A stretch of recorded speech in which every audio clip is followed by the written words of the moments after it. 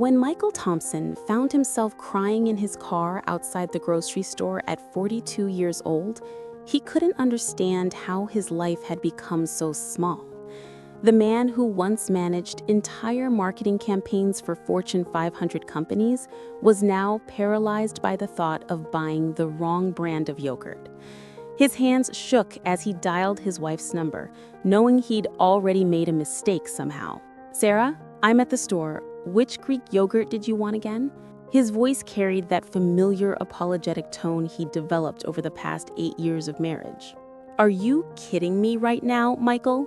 Sarah's voice cut through the phone like ice. "I literally wrote it on the list. Can you not read? Or are you just trying to ruin my diet on purpose?" Michael stared at the crumpled paper in his hand. The grocery list was there, but her handwriting was barely legible. He'd learned long ago not to mention this. "I'm sorry, honey. I just want to make sure I get the right one. Phage, 2% vanilla. It's not rocket science." The line went dead. But here's what Michael didn't realize yet. This wasn't about yogurt at all. Standing in the dairy aisle, Michael felt that familiar knot in his stomach, the one that had become his constant companion. He grabbed 3 different types of Phage yogurt just to be safe. As he walked through the store, he found himself rehearsing explanations for every purchase. The bananas were too green, the bread wasn't the right brand, the milk was too close to its expiration date. When had shopping become a minefield? When had his own judgment become so unreliable? The answer lay buried in 8 years of careful conditioning, though Michael couldn't see it yet. What he did remember was how different things used to be. Sarah had been magnetic when they first met at a company conference in Chicago. She was the kind of woman who commanded attention when she entered a room, stunning, confident, successful in her own right as a pharmaceutical sales rep. "You're different from other guys," she'd told him on their 3rd date, running her fingers through his hair as they sat on her apartment balcony. "Most men are intimidated by strong women, but you actually listen to me. You see me." Michael had felt chosen, special.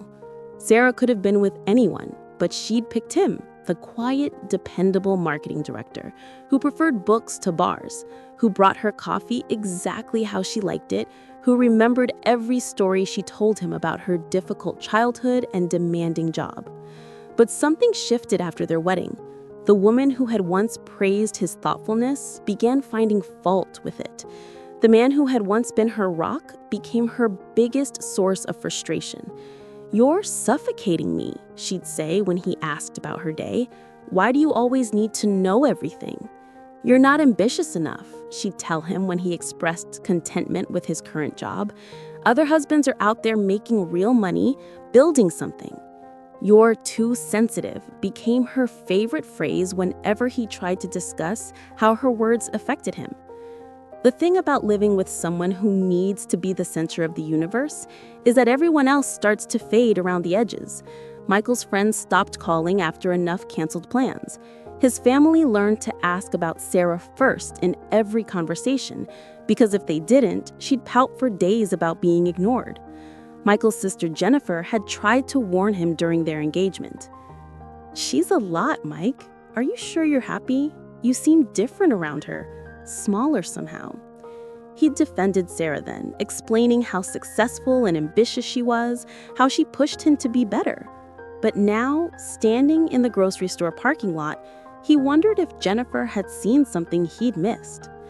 The drive home was 15 minutes of rehearsing. Sarah had been in a mood all week because her boss had given a promotion to someone else, someone with half her talent and connections, according to her. This meant Michael needed to be extra careful, extra supportive, extra invisible. When he walked through the front door of their suburban Minneapolis home, Sarah was pacing in the kitchen, phone pressed to her ear. She was venting to her friend Lisa about work, her voice carrying that particular edge it got when she felt wronged. "I mean, it's political, obviously. Gary just doesn't like that I'm smarter than him and more attractive. He can't handle a woman who threatens his fragile ego. Michael quietly began unpacking groceries, trying not to rustle the bags too loudly. He learned that interrupting her phone calls, even silently, was grounds for an argument later. But as he placed the yogurt in the refrigerator, Sarah's voice rose sharply. "Actually, Lisa, I have to go. My husband apparently can't follow simple instructions." The phone call ended, and Michael felt his chest tighten. He'd bought 3 types of phage yogurt. How could he have gotten it wrong? "Michael," she said, in that fake sweet quality that meant trouble. "Come here, please." He found her standing by the refrigerator, holding 2 of the yogurt containers. "Can you explain this to me?" I wanted to make sure I got the right one, so I bought a few options." "A few options," she repeated his words slowly, like she was talking to a child. "So you thought I was lying when I told you exactly which one to get?" "No, of course not. You just what? Don't trust me? Think I'm stupid? Or did you just want to waste our money to make some kind of point?" This was the trap Michael had learned to recognize, but never learned to escape. No matter what he said, it would be wrong. If he said he was trying to be helpful, she'd accuse him of implying she was unclear. If he apologized, she'd say he was just trying to avoid responsibility. If he stayed quiet, she'd accuse him of shutting her out. "I'm sorry, Sarah, you're right. I should have just gotten the one you asked for." "Should have, yes, but you didn't, because you never listened to me. You hear what you want to hear, and then you act surprised when I'm frustrated." She was building momentum now, and Michael recognized the signs. This is exactly like last week with the dinner reservation, and the week before with the dry cleaning. You act like you're being helpful, but really you're just showing me how little you respect my intelligence. The dinner reservation. Michael had called the restaurant to confirm their anniversary reservation and discovered they had no record of it. When he'd mentioned this to Sarah, she exploded, insisting she'd made the reservation months ago and that the restaurant was obviously incompetent. He'd spent an hour calling around town to find another table, but the evening had been ruined by her sulking about how he'd embarrassed her by making a scene. Later, he'd found the confirmation email in her deleted folder. She'd never made the reservation, but when he gently pointed this out to her, she'd accused him of going through her private emails and turned his discovery into evidence of his controlling nature. The pattern was always the same. Sarah's mistakes became Michael's fault. Her emotions became his responsibility.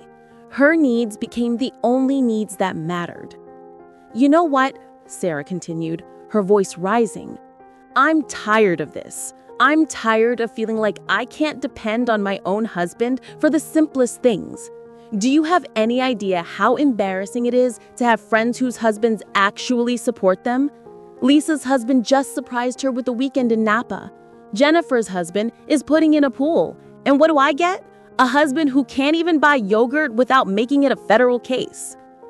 Michael felt the familiar wash of shame and confusion. Somehow, his attempt to avoid disappointing her had become evidence of his inadequacy.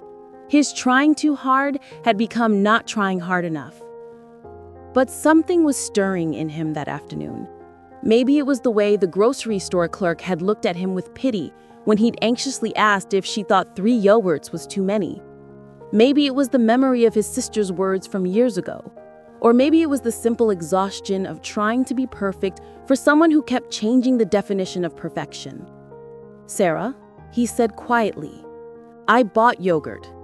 I bought the brand you wanted. I was trying to make sure you were happy." "Don't." Her finger pointed at his chest like a weapon. "Don't you dare try to make this about you being the victim. This is about you not caring enough to pay attention. This is about me feeling like I'm married to someone who doesn't hear me." And there it was. The thing that had been nagging at Michael for months, maybe years. How could Sarah feel unheard when she was the only voice in their marriage? How could she feel unsupported when Michael had restructured his entire life around supporting her?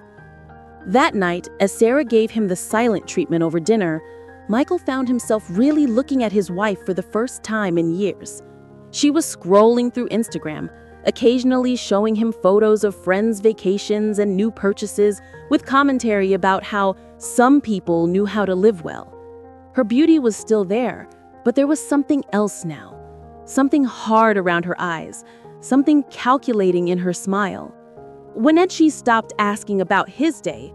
When had she stopped showing interest in his thoughts, his dreams, his feelings? He couldn't remember the last time she'd comforted him when he was upset or celebrated something good that happened to him.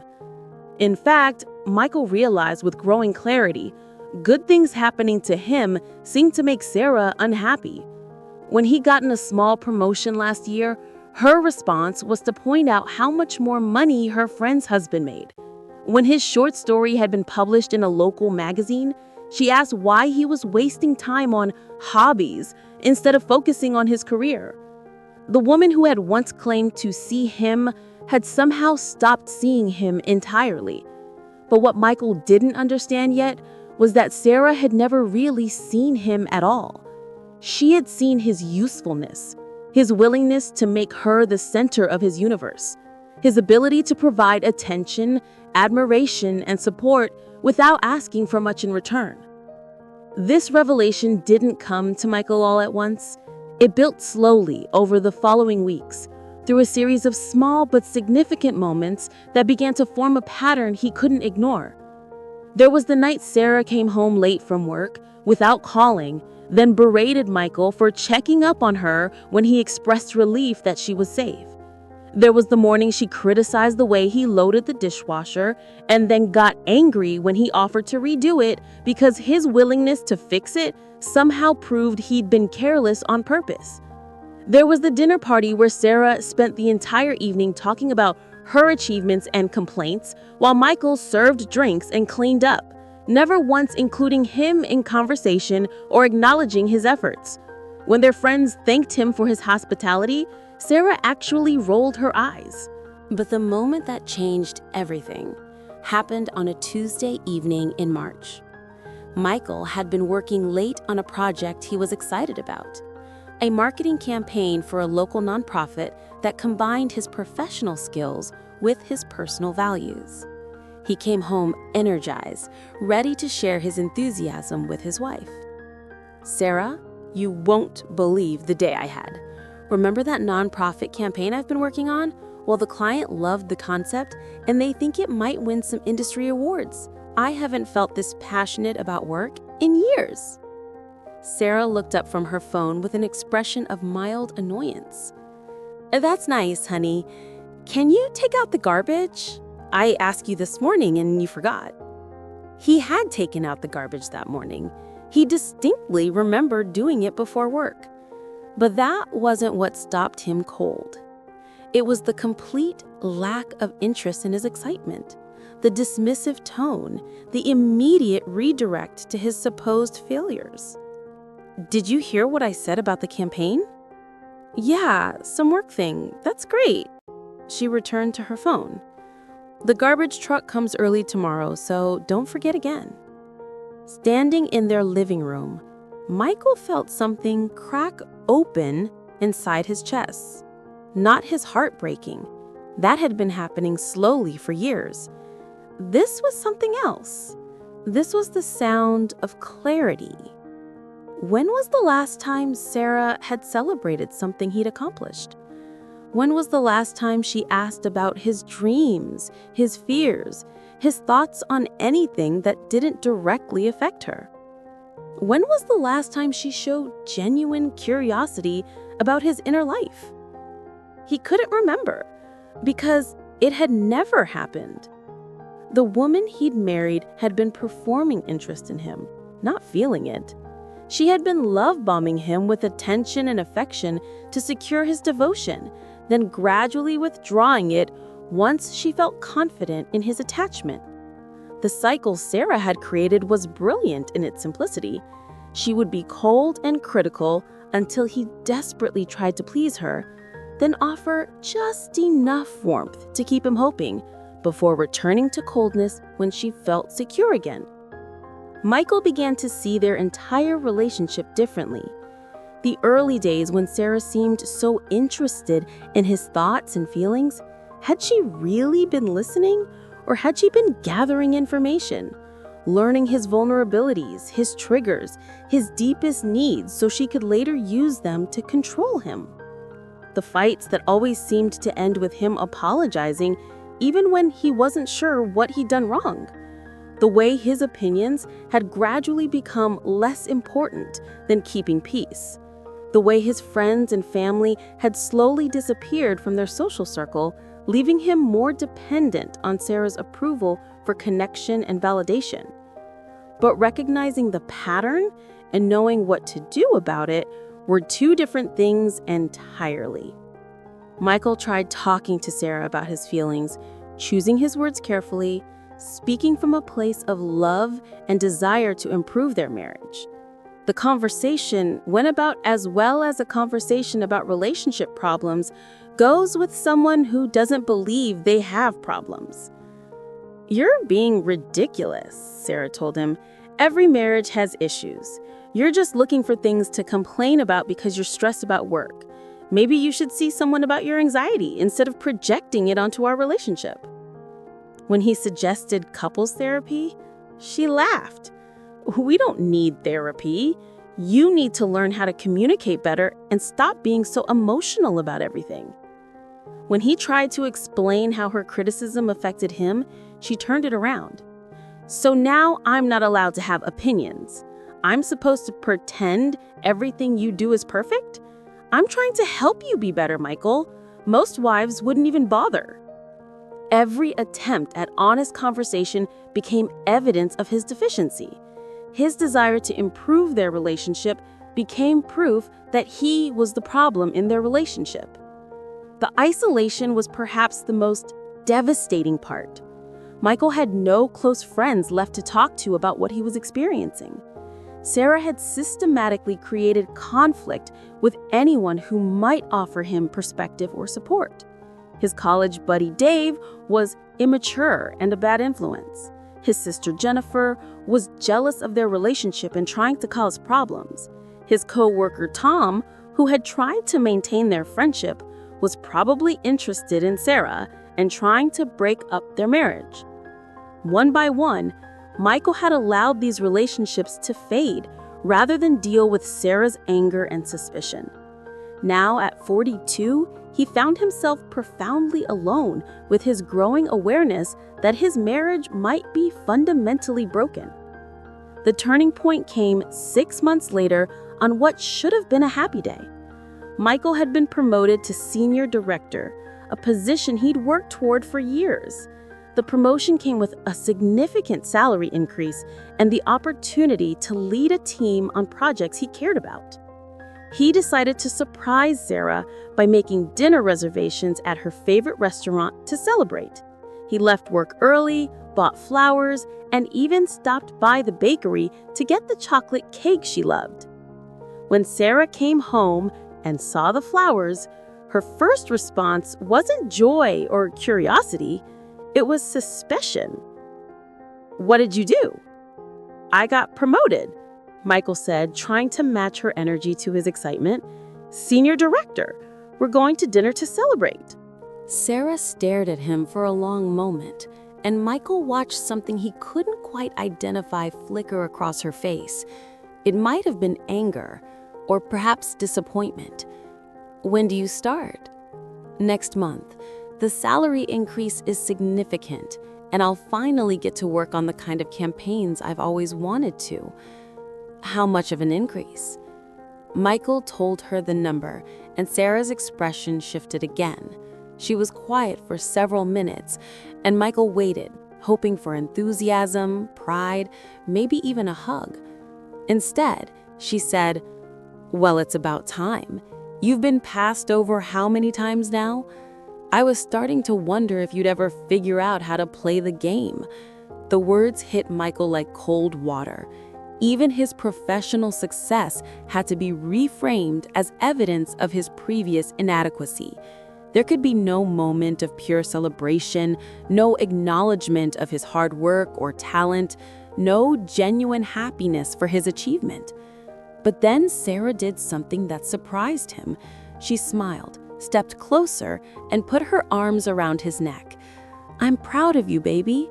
This is going to be so good for us. Maybe now we can finally live the way we deserve." For a moment, Michael felt confused. This was the Sarah he remembered, the Sarah he'd fallen in love with, warm, affectionate, making him feel seen and valued. But something felt different this time. The warmth felt calculated, performed rather than genuine. At dinner, Sarah was charming and attentive, but her focus wasn't on Michael's achievement or happiness. She spent the evening planning how they would spend his increased income. A new car for her, a kitchen renovation, a vacation to Europe that she'd always dreamed of. "We should have a party," she said over dessert. "Invite everyone we know. Show them how well we're doing. I can wear that dress I've been saving for a special occasion." Michael realized that his promotion wasn't about him at all. It was about what it could do for Sarah.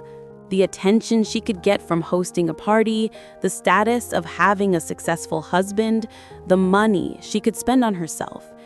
He was a supporting character in his own success story. That night, as Sarah slept beside him, Michael stared at the ceiling and finally admitted something he'd been avoiding for months. He was desperately unhappy, more than unhappy. He was disappearing.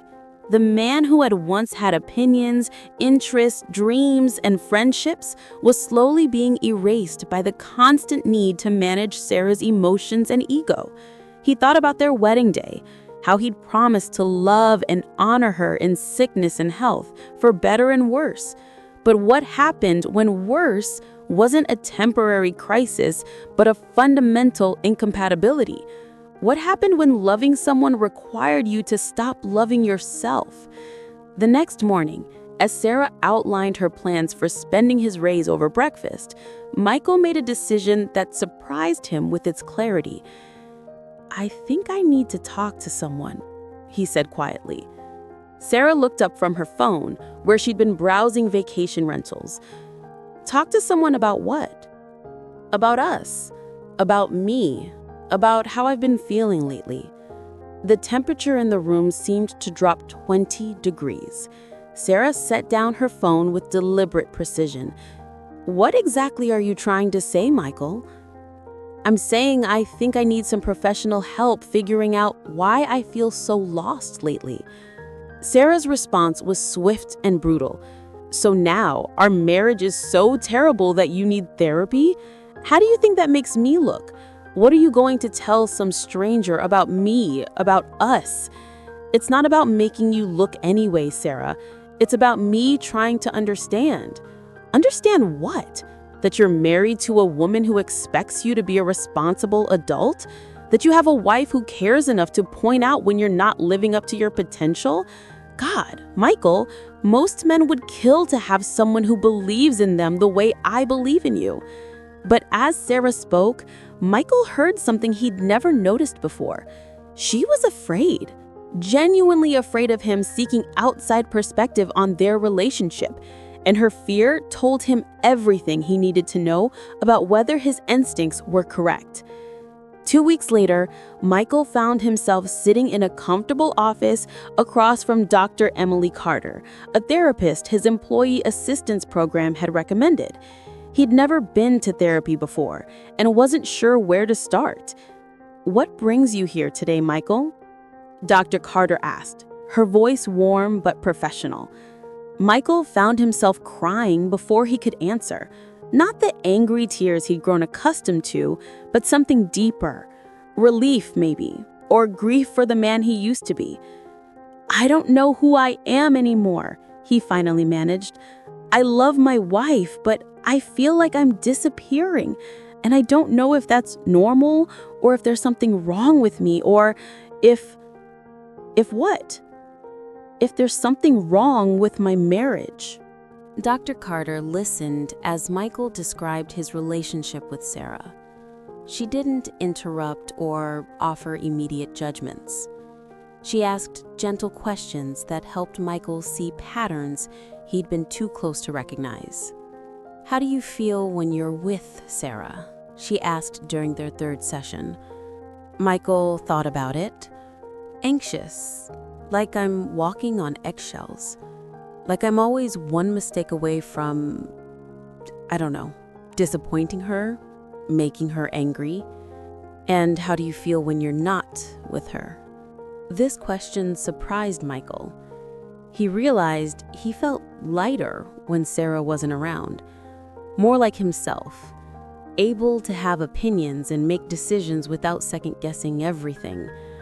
"I feel more real, I guess. Less like I'm performing." Dr. Carter nodded thoughtfully.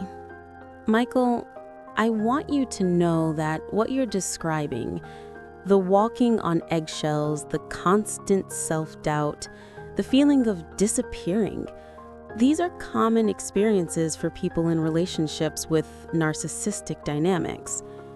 The word narcissistic hit Michael like a slap in the face. He'd heard it thrown around casually, usually as an insult. He'd never considered it as a clinical term that might apply to his situation. "I don't understand," he said. "Sarah isn't vain or obsessed with her appearance. She's successful. She's smart." "Narcissism isn't about vanity," Dr. Carter explained gently. "It's about an inability to truly see or empathize with other people as separate individuals with their own needs and feelings. It's about requiring constant admiration and validation while being unable to provide genuine emotional support to others. It's about creating relationships where one person's needs and emotions matter more than anyone else's." As Dr. Carter described the patterns of narcissistic behavior, Michael felt like someone was reading from his diary. The love bombing in the beginning of the relationship, the gradual isolation from friends and family, the way conflicts always seemed to end with him apologizing, the constant criticism disguised as helping him be better, the inability to celebrate his successes or comfort his struggles. "But she says she loves me," Michael said, feeling confused and defensive. "I don't doubt that Sarah experiences something she calls love, but the question is whether what she's offering you meets your definition of love.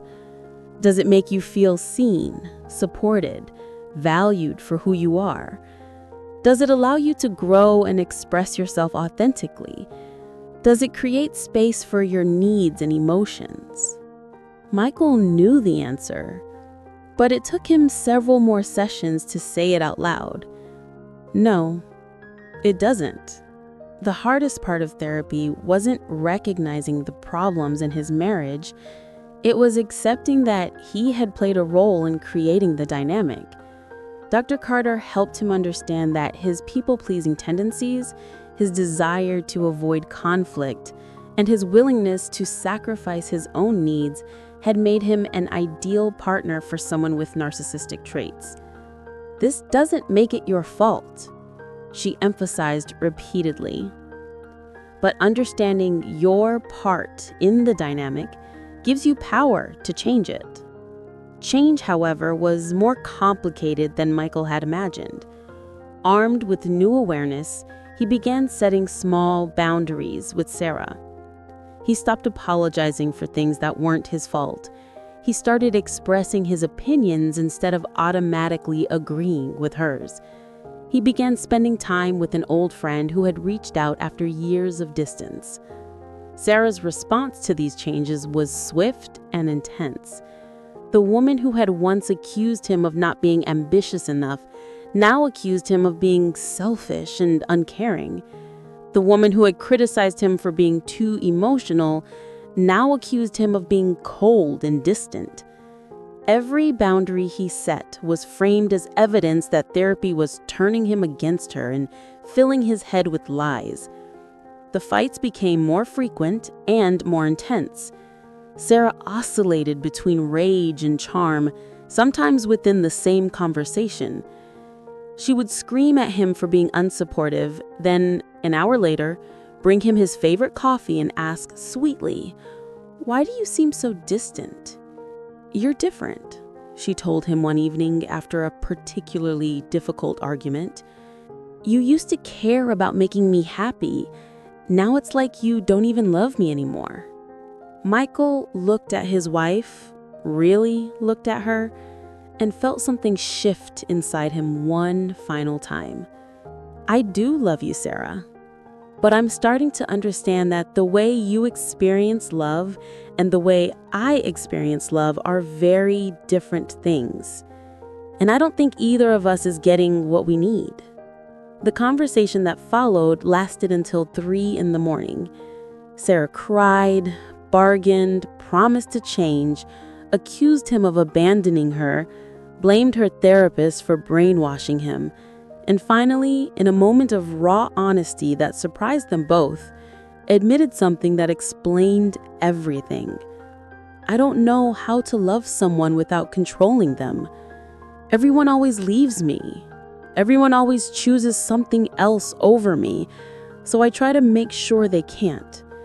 I try to make myself so important that they won't risk losing me." It was the most vulnerable Sarah had ever been with him, and Michael felt his heart break with compassion for the wounded person beneath all the manipulation and control. They were asking each other to be people they simply weren't capable of being. The divorce was difficult, but not better. Sarah found a new therapist who specialized in personality disorders, and Michael continued working with Dr. Carter on rebuilding his sense of self. They divided their assets fairly, sold the house they'd shared, and began the complex process of untangling 8 years of intertwined lives. On the day Michael signed the final papers, he felt something he hadn't experienced in years: hope. Not because his marriage was over, but because his life was beginning again. 6 months later, Michael was learning how to be alone without being lonely. He'd reconnected with old friends, started writing again, and even began dating, slowly and carefully, with a much better understanding of his own patterns and needs. He still saw Dr. Carter monthly, not because he was broken, but because he was committed to continuing the work of understanding himself and building healthy relationships. "How are you feeling about everything now?" she asked during one of their sessions. Michael considered the question carefully. "Sad sometimes, about the time I lost, the person I let myself become, but mostly free, like I can breathe again." Dr. Carter smiled. "That's what healing looks like, Michael. Not the absence of pain, but the presence of choice. You chose to get help.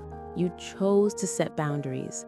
You chose to prioritize your own well-being. Those were brave choices." Michael nodded, thinking about the man he'd been in the grocery store parking lot just over a year ago, paralyzed by the fear of buying the wrong yogurt. That man felt like a stranger now. He still shopped at the same store sometimes, and occasionally he'd catch himself in the dairy aisle, remembering. But now when he bought yogurt, he bought the kind he liked, and it tasted like freedom.